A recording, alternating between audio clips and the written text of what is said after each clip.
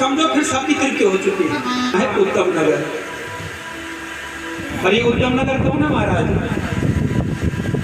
आध्यात्मक से देखो तो तुंगभद्रा तटी जो नदी है, और ये उत्तम नगर कौन? ये उत्तम नगर है ये महल। सबसे बड़ा उत्तम नगर कौन है? जो हमको ये मनुष्य जीवन, मनुष्य चोला मिला हुआ है, इससे बढ़कर उत्तम नगर है कोई क्या? कितनी बड़ी कृपा है भगवान की, जिसने इतना बड़ा उत्तम नगर हमें दे दिया है।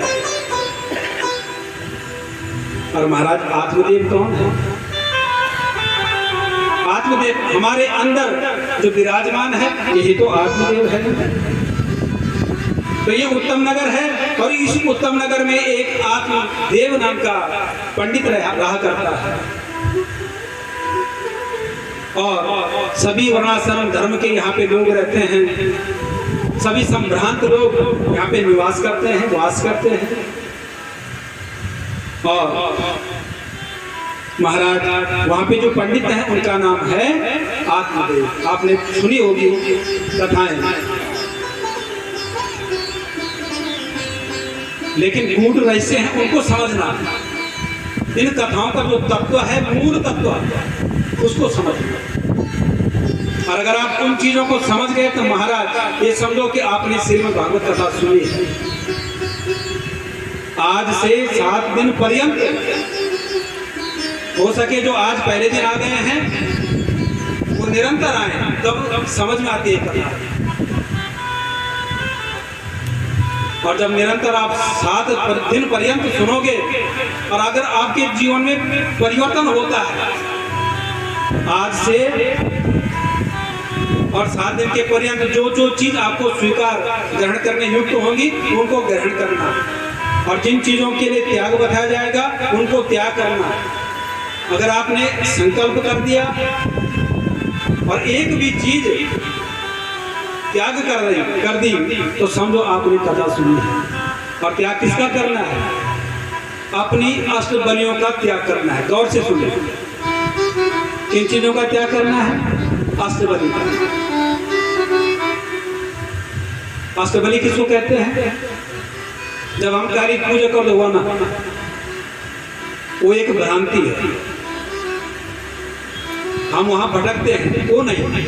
अष्टबलि होती है अपने मन की, अपने हृदय। काली की पूजा भी सार्थक तब होती है जब आप अपने मन की अष्टबलियों को वहां पे बलिदान करोगे, तब। ना कि किसी बकरे को मारना, ना किसी भेड़ को मारना, ये अष्टबलि नहीं कहलाता। ये परस्पर झूठ है। अष्टबलि बताया गया है सिर्फ अपने मन की अष्टबलियों को त्याग करो। किसी की जीव हत्या करने से आपकी तृप्ति कभी नहीं हो सकती, हमारी तृप्ति कभी नहीं हो सकती किसी भी जीव की हत्या करने से। ये गौर से सुने, और अगर परिवर्तन होता है तो सब तब आपने सुनी है कथा, और तब भी अगर आप उसी में चलोगे तो फिर कथा सुनने से क्या लाभ? अगर आप समय दे रहे हो यहाँ पे तो इस समय का सदुपयोग करो। 7 दिन पर्यंत जितनी भी कथाएं आएंगी उनको ध्यान पूर्वक सुनो, और अपने जीवन में तनिक परिवर्तन लाए, फिर साथ जाए। अष्टबलियों की बलि करो, ना कि किसी अज की, ना कि किसी महेश की, ना कि किसी बकरे की, ना कि किसी भेड़ की, ना कि किसी कुक्कुट की। कुक्कुट कहते हैं मुर्गे, मुर्गा जो भी है।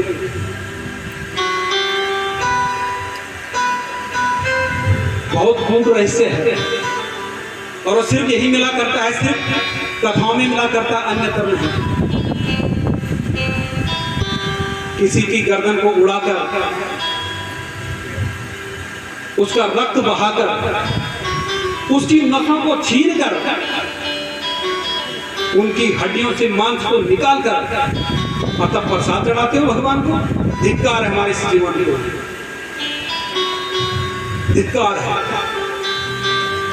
मानव जीवन में आने के बाद भी अगर हमने ये नहीं समझा तो हमारे ये मनुष्य जीवन बेकार है।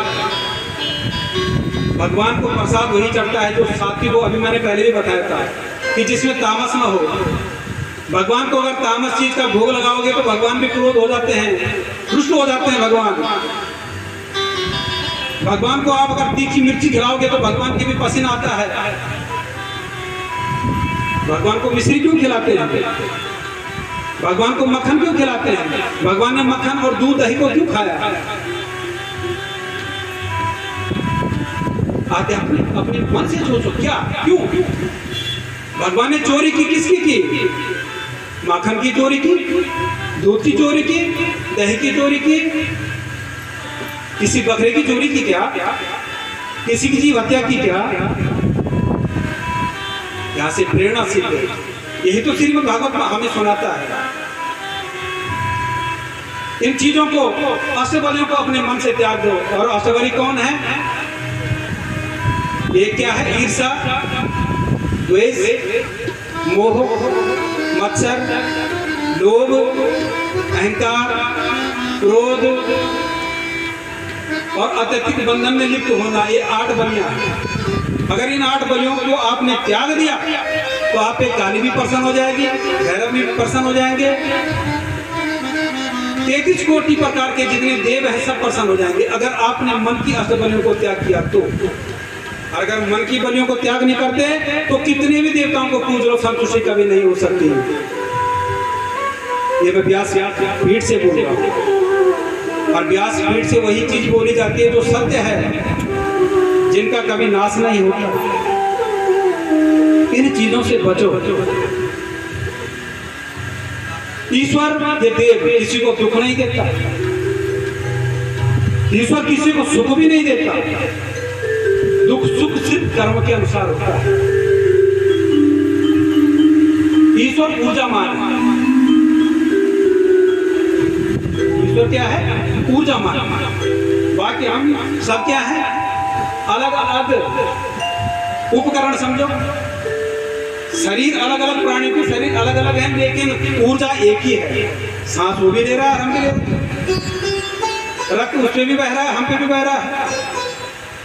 जीने का अधिकार उसको भी है, हमें भी है। तो क्यों तुम उसका जीने का अधिकार छीन लेते हो? ये महाराज ईश्वर क्या है? ऊर्जामान। प्रत्यक्ष प्रमाण यहाँ पे जो है, जैसे ये लाइट है ना, अब लाइट से देखो, वायर ये तार रखी है, तार ये नमूनम तार। एक तार जो गर्म है, एक जो है अर्थ न्यूट्रल जिसको कहते हैं, और दोनों कहीं पे कहीं जुड़ी हुई है। ऊर्जा एक आई, अगर आप मेन स्विच बंद कर लोगे सब बंद हो जाएगा।